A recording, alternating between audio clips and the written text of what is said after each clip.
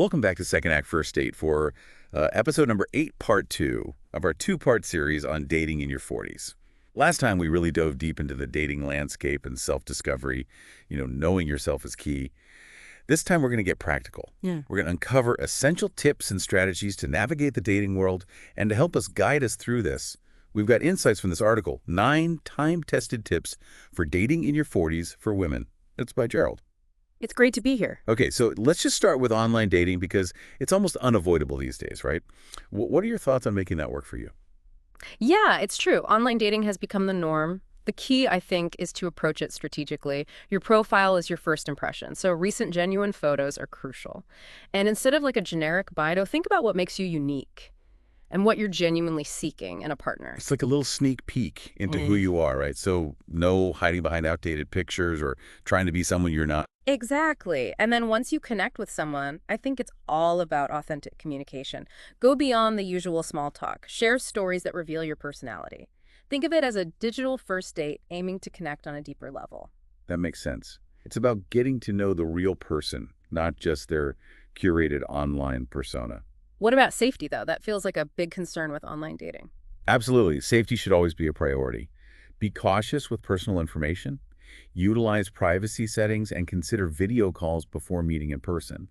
It's a good way to kind of get a feel for someone's energy and ensure they're genuine. I love that tip. Video calls can help bridge the gap between online and real life. Speaking of finding those genuine connections, it seems like having clarity about your dating goals is super important, especially in your 40s. What are your thoughts on that? Yeah, you're spot on. In your 40s, you have more life experience and have likely learned from past relationships. Now is the time to really leverage those lessons and define what you truly want in a partner and a relationship. Take some time to reflect on your non-negotiables, the type of relationship you desire, and any deal breakers that have emerged from past experiences. So it's about being really honest with yourself about what you're looking for. But what about when you're actually dating? How do you bring that clarity into those early interactions? Don't be afraid to communicate your goals openly and honestly, even early on. This helps ensure that everyone is on the same page and can save you from potential heartache down the line. It shows that you're confident and know what you want, which can be very attractive. That's so true. It's about having those honest conversations from the start, even if it feels a bit vulnerable. Speaking of communication, let's dive into that a bit more. What are your thoughts on navigating communication, especially beyond that first date? Communication is the foundation of any healthy relationship. But it becomes even more vital, I think, in your 40s. You both got more experiences and potentially more ingrained communication patterns. So it's about being mindful of those patterns and being extra intentional with how we communicate. What are some key things to keep in mind? Honesty and clarity are paramount. Say what you mean, don't beat around the bush, and be direct about your desires and boundaries. And don't underestimate the power of active listening. It's not just about hearing your partner's words, but truly understanding their perspective. You can show you're actively listening by summarizing what they've said to ensure you've grasped their meaning. That's a great point. Active listening shows that you're truly engaged and trying to understand their point of view, not just waiting for your turn to speak. It creates a sense of mutual respect and understanding, which are essential for building a strong connection. Okay, before we move on to our next topic, I want to remind everyone that you can find more resources and show notes for this episode and all of our episodes at secondactfirstdatepodcast.com. We also have a great community on social media where we continue these conversations, so come join us. Now back to our deep dive. This next one can be a bit tricky, but it's so important. Vulnerability. Yes, vulnerability can be challenging, especially if you've been hurt in the past.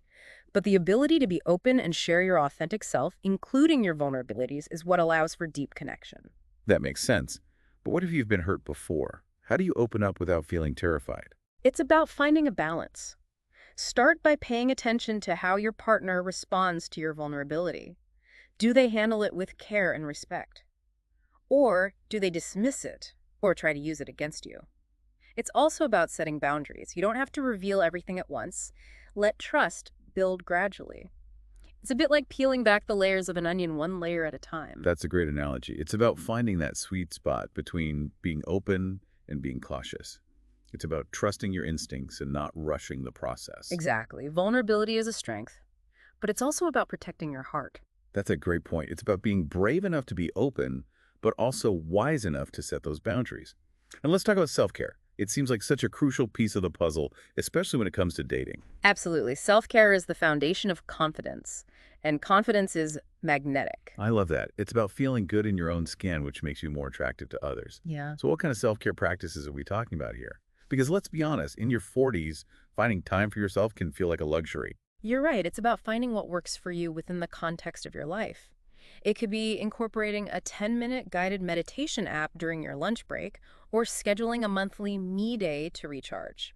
The key is to prioritize activities that nourish your mind, body, and soul. That's so important. It's about finding those little pockets of time to fill your cup so you can show up as your best self both in dating and in life. Exactly. And don't underestimate the power of a positive mindset. Challenge negative thoughts. Practice self-compassion and set realistic expectations. Dating in your 40s is a journey, not a race to the finish line. I love that. It's about enjoying the ride and trusting the process. Now, on a slightly less positive note, let's talk about something that's not always fun to think about, but it's so important. Spotting those red flags. Ah, yes, red flags. Not everyone you meet will be a good fit, and that's okay. The key is to recognize those red flags early on so you can avoid wasting time and energy on relationships that aren't going to serve you. So what are some common red flags to watch out for? Because I think sometimes we can get so caught up in the excitement of a new connection that we might miss those subtle warning signs. That's true. It's easy to get swept up in the early stages.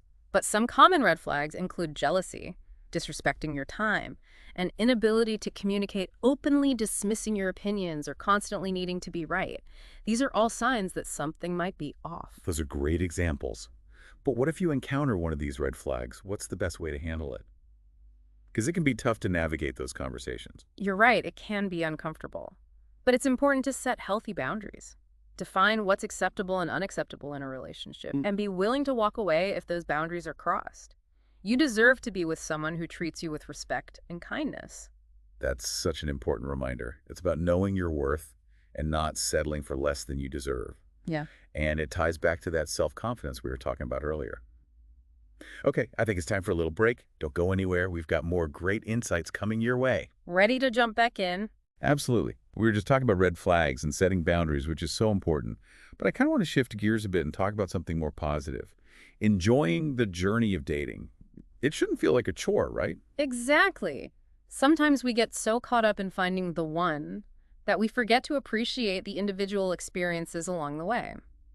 Each date, each interaction is a chance to learn something new about yourself, about others, and about what you truly value.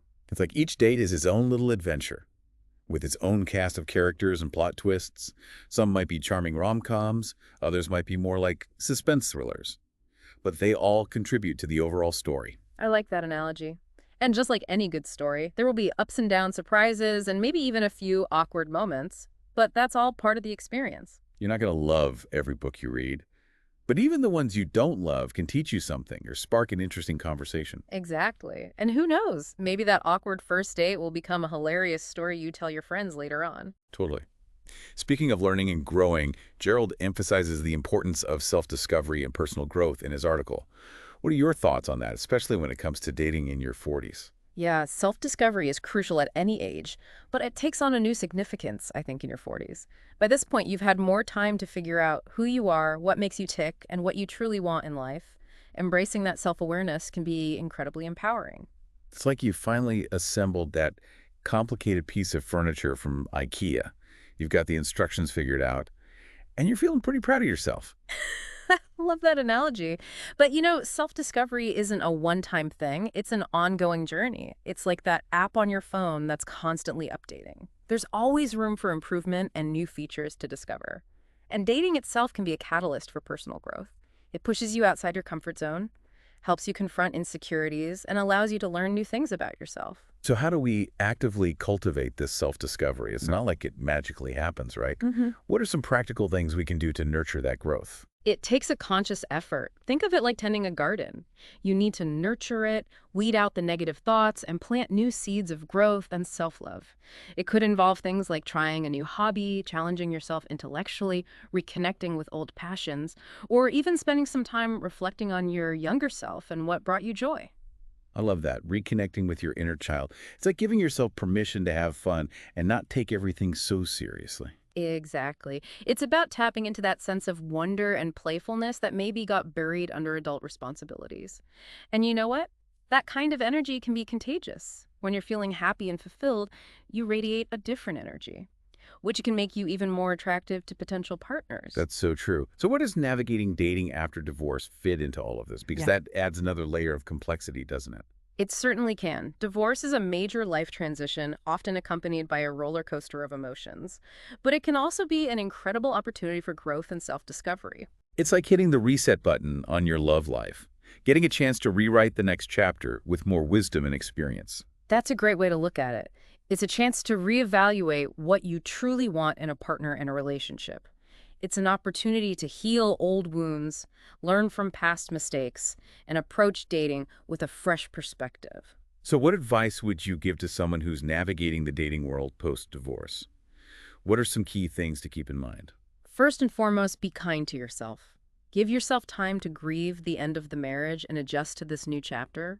Don't rush back into dating until you feel truly ready. Like you wouldn't expect someone to run a marathon the day after spraining their ankle, right? You need time to heal and rebuild your strength. Exactly. And when you do feel ready to start dating again, approach it with a sense of curiosity and openness, but also with healthy boundaries. Remember, you're not trying to replace your ex. You're looking for someone who complements you in this new stage of your life. It's about creating a love life that truly reflects who you are now, not who you were in the past. Exactly. And remember, your worthiness of love and happiness isn't tied to your relationship status. You are complete and whole just as you are. I love that. It's such an important reminder. And on that note, I think it's time for a quick break. Listeners, don't forget to visit secondactfirstdatepodcast.com for more resources and insights on dating in your 40s. We'll be right back to wrap up this episode. Welcome back, listeners. I hope you got your notebooks handy, because we're diving back into the world of dating in your 40s. Before the break, we were just talking about the unique challenges and opportunities of dating after divorce. But it struck me that there are some parallels between navigating post-divorce dating and the world of online dating. They both can feel like stepping into uncharted territory with a whole new set of rules. That's a great observation. Both scenarios require you to put yourself out there, be open to new experiences, and perhaps learn some new skills. And in both cases, it's important to remember that you're in control. You get to decide who you connect with, how much you share, and what you're ultimately looking for. So it's about taking ownership of your dating journey, regardless of the avenue you choose. But how does the dating landscape itself play into all of this, especially for women over 40? Well, societal perceptions of dating in your 40s have evolved dramatically. It's no longer seen as something to be ashamed of or a sign of failure. Instead, it's increasingly viewed as an opportunity for growth exploration and new beginnings. It's like you finally shed those outdated expectations and are free to define what dating means for you. Exactly. Nowadays, it's much more common to see people embracing dating at this stage of life. Women in their 40s often bring a renewed sense of confidence to their dating lives. They've navigated life experiences, they know what they want, and they're not afraid to go after it. They're not playing games. They're looking for genuine connection and are willing to put themselves out there to find it. Precisely. And that kind of confidence is incredibly attractive. It shows you're comfortable in your own skin and are ready for a fulfilling partnership. It's like they've leveled up in the game of life and love. But let's talk about the practicalities. Are there specific things women in their 40s should keep in mind when it comes to dating, especially with all the other responsibilities they're juggling? That's a great question. Dating in your 40s often involves balancing career, demands family obligations, and maybe even caring for aging parents. It's a lot to manage, so it's crucial to be upfront about your availability and priorities. Don't try to squeeze dating into an already overflowing schedule. It's about finding a balance that works for you. Absolutely. It's perfectly okay to be selective about who you spend your time with and to set boundaries that protect your time and energy. Quality over quantity, right? Exactly. It's about choosing to invest your time and energy in connections that feel right and align with your values and goals.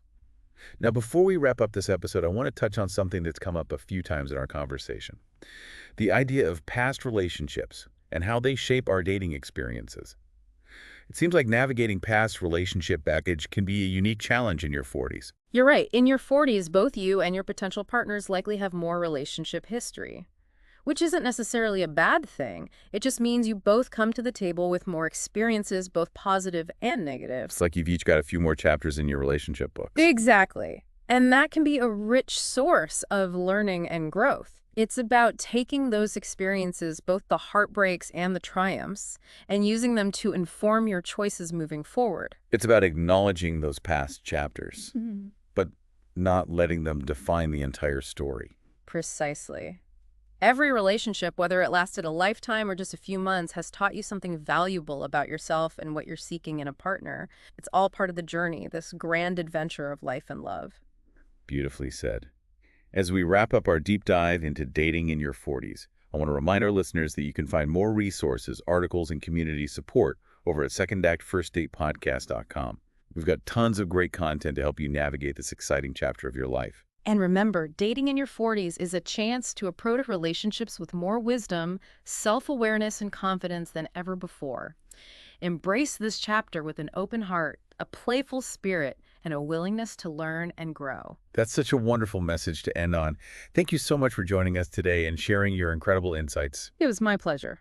And to all of our amazing listeners out there, thank you for tuning in to the Second Act First Date podcast. We hope you've enjoyed this deep dive into the world of dating in your 40s.